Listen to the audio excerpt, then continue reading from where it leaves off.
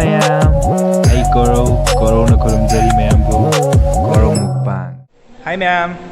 Ay koro na ma'am bu ikono kurumjari. Ma'am ado ngasi se akhoi lai sebai ta hai tare ado lai seba se aina nammorain to mani nung surak pasida ado nung sura so ram isinau pullimina sida namorage haina aina khalle ado ngasi nungai dabai dadi mayam na dum haibiro ado ai ngasi blog se nam sarakre saisu tum hagot pa kui tangai mid mai ga loi tum brush to la ko tangai ba ji do mayam ado hoi blog se makha taminar se hauzarage blog adum makha namba nungai brai doren Ngasi se daw ya da ba ko nong su kan chui ta wi se. Nong su na hi thare do lai se ba su ta e. Ma se le ma khoi so icha na pi sen.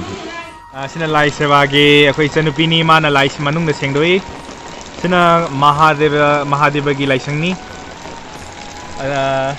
ma'am asina nandi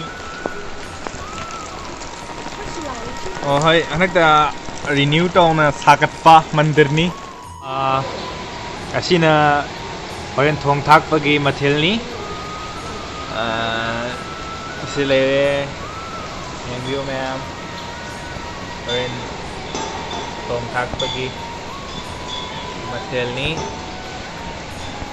koi lai seva tai ngasi lai seva ai di lai seva ai se ning thong na kamai to ga do ma'am ucharak ke lai sevari akhoi gi ichan pi ma tani asina kena suri kai na ma suri ja sing suri mana oi bo semi asina oh adu maro ko ba ni na pumasi ni kan ni masih ni raisa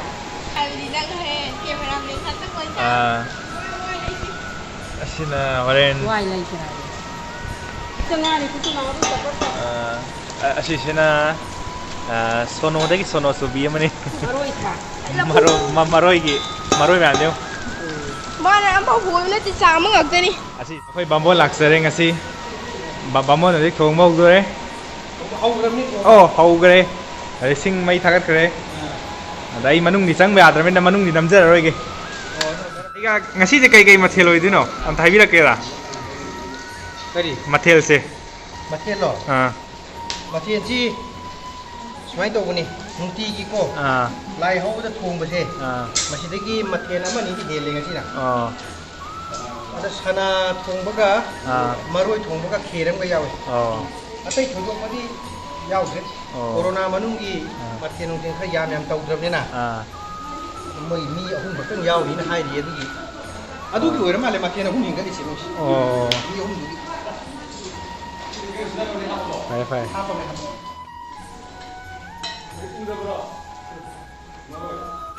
Sina tarpon gini, moi tarpon ngi hayran la thaja pham ni hai thambam mai ta. Adu ga Krishna kai laimang. Aduga manung na changlaga mukha lai khar ucharake.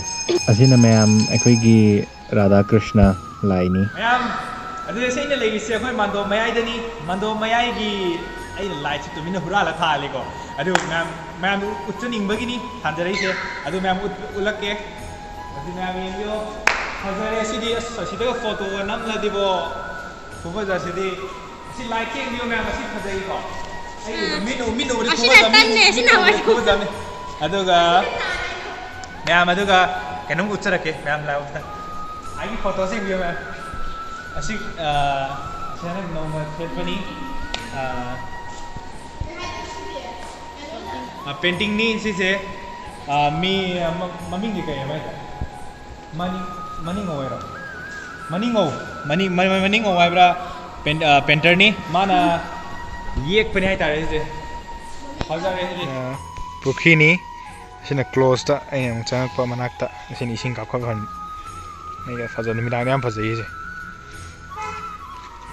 koi ini si koi laikai gi ma tarpon gi pot chai mai thin malai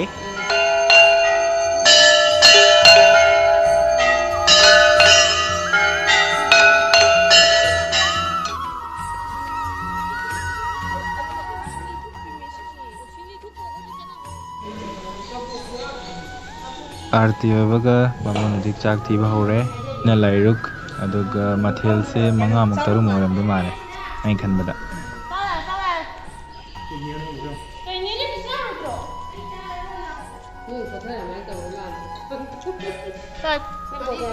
Cai ai uyen.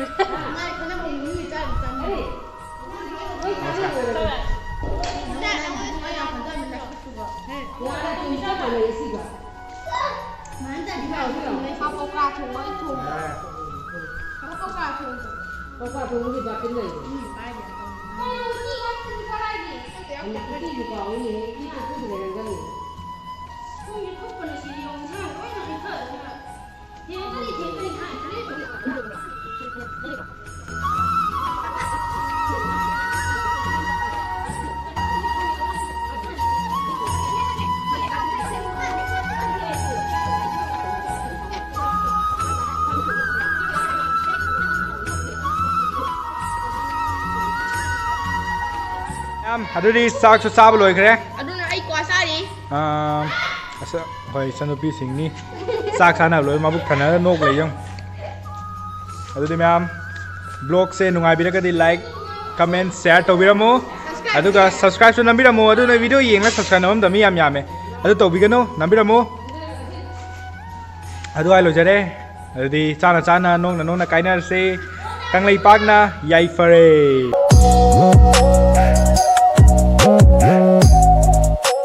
Please subscribe my channels and click the bell icon.